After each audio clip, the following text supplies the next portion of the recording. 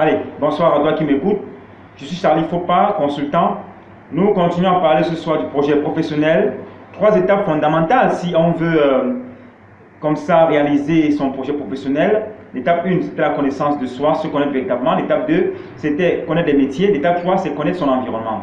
Dans quel environnement évoluez-vous? Quelles sont les contraintes de cet environnement? Quels sont les métiers qui sont à la une? Il va falloir ici récolter un ensemble d'informations qui vont vous permettre comme ça de pouvoir vous positionner et de décider effectivement sur quel métier vous allez embrasser pour votre carrière. Donc en fonction des besoins et de la réalité de l'environnement dans lequel vous vous trouvez, il sera question de choisir un secteur afin de pouvoir s'insérer véritablement. Donc on va devoir aller à la pêche des informations, on va devoir chercher à connaître du plus simple au plus complexe, tout ce qui entoure les différents métiers qu'on a choisis à l'étape 2.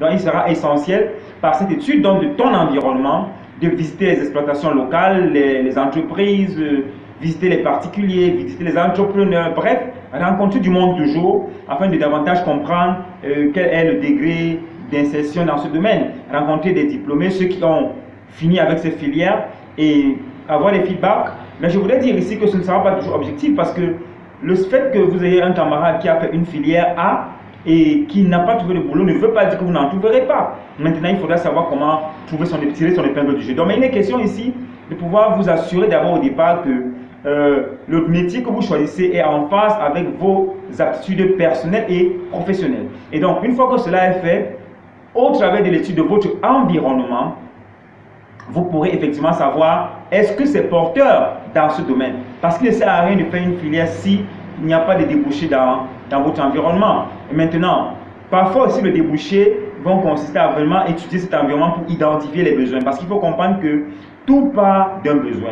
Une offre d'emploi émane toujours d'un besoin qui cherche à être satisfait. Donc, on veut combler l'écart. Et on a dit à la vidéo sur les 3 critères pour définir son métier idéal qu'il fallait combler parfois l'écart par une formation. Donc, il va être question ici de choisir, de savoir qu'est-ce que ça me coûtera de pouvoir atteindre cet objectif. Et nous prenons l'excellence à CF Consulting. Donc, l'excellence est notre leitmotiv. Donc, il sera question de se dire, est-ce que je serai excellent? Parce que lorsque vous faites un domaine et que vous êtes excellent, vous avez plus de chances de vous insérer. Et maintenant, en fonction de vos aptitudes, parce que l'excellence, je le disais dans une vidéo, pour être excellent, il faudrait vous rassurer que le métier que vous embrassez est en phase avec vos aptitudes personnelles, mais aussi professionnelles. Et c'est donc dans ce cas-là uniquement que l'excellence pourra arriver. Vous pourrez faire un métier où vous êtes même très fort, très bon, parce que bien qu'il ne correspond pas à vos aptitudes personnelles, mais vous êtes un grand bosseur,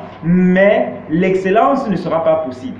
L'excellence intervient chaque fois que l'homme opère dans un domaine où il a des prédispositions et cette excellence s'obtient à un moindre effort. C'est-à-dire que naturellement, vous vous sentez à l'aise, vous le faites simplement. On vous réveille à 4 h du matin, vous pouvez faire cela parce que vous avez ça dans la peau, comme on dit souvent. Donc, il va être question ici d'étudier dans votre environnement toutes les contraintes qui existent afin de pouvoir exactement savoir comment vous allez générer de la valeur une fois que vous aurez acquis ces compétences. Et il faut comprendre ici que l'école, l'environnement scolaire, éducatif, professionnel même aujourd'hui, ne prépare pas véritablement les gens pour l'emploi. Beaucoup de recruteurs vous diront, il y a des candidatures, mais les candidats qui sont à la hauteur, on n'en trouve pas. Beaucoup de jeunes ont encore besoin qu'on les forme, afin de pouvoir véritablement être à la marge. Donc, et les recruteurs aujourd'hui n'aiment pas beaucoup investir dans cela. Ils préfèrent recruter des gars qui sont prêts pour le boulot. Et donc, il va falloir que vous vous développiez. Une fois que vous avez identifié cet écart, il faut que vous alliez dans la formation, il faut que vous vous développiez au-delà de la formation classique. Aujourd'hui, grâce à Internet, on peut beaucoup apprendre. Développez-vous, étudiez votre environnement. Faites tout pour que vos compétences, vos aptitudes puissent résoudre le besoin que vous avez identifié dans l'environnement. Donc, il faudrait lire votre environnement, l'étudier pour comprendre mais qu'est-ce que je pourrais apporter grâce à cette formation afin de pouvoir résoudre ce problème.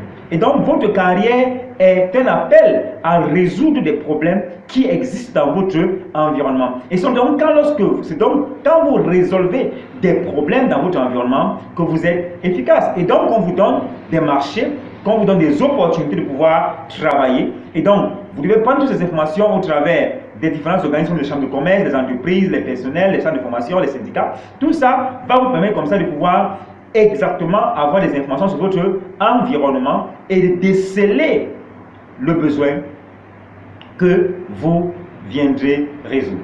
Est-ce qu'on se comprend? Donc, il est important que nous puissions comprendre aujourd'hui qu'on a besoin de pouvoir résoudre des problèmes. Et dans le projet professionnel, en synthèse, c'est 3 composants essentiels. Nous avons la connaissance de soi, nous avons la connaissance des métiers choisis, se connaître au travers de tes intérêts, de tes motivations, de tes compétences professionnelles, de tes qualités, de tes formations et des contraintes personnelles, mais aussi des contraintes professionnelles. Et ensuite, choisis ton métier au travers des activités, des compétences et des qualités nécessaires. Qu'est-ce qu'il faut connaître? Quelles sont les contraintes que tu devrais traverser pour pouvoir...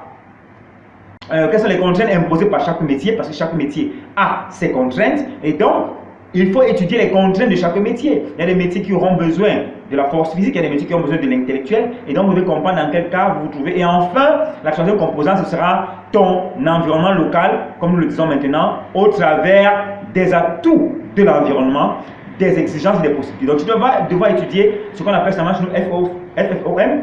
Quelles sont tes forces, tes faiblesses, les opportunités et les menaces de ton environnement. Tu dois pouvoir identifier tous ces éléments-là et donc au sortir de cela, apporter une solution véritable. Et donc la 4e étape, qui n'est pas une étape en soi, ce sera agir. Ton plan d'action, c'est quoi? De quoi as-tu besoin pour pouvoir atteindre cet objectif? Quelles sont les compétences que tu devras acquérir? Ça pourra passer par des formations, ça pourra passer par des lectures, ça pourra passer par le développement personnel. Mais bref, il faudra te bâtir pour être up-to-date. Il faudra te développer, il faudra t'instruire, il faudra être éduqué, il faudra développer des compétences, des connaissances, des savoir-faire.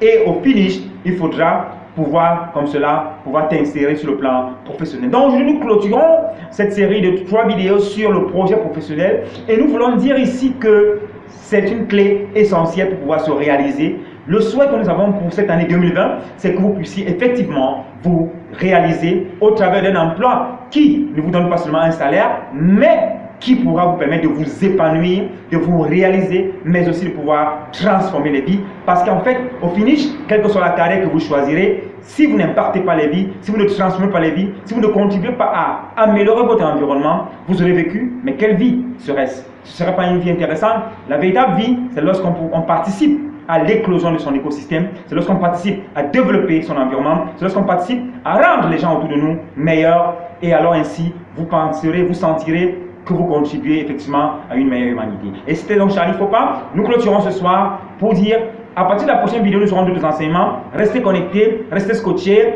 abonnez-vous si vous ne l'êtes pas encore, appuyez sur le bouton de notification pour être informé chaque fois qu'on a des vidéos.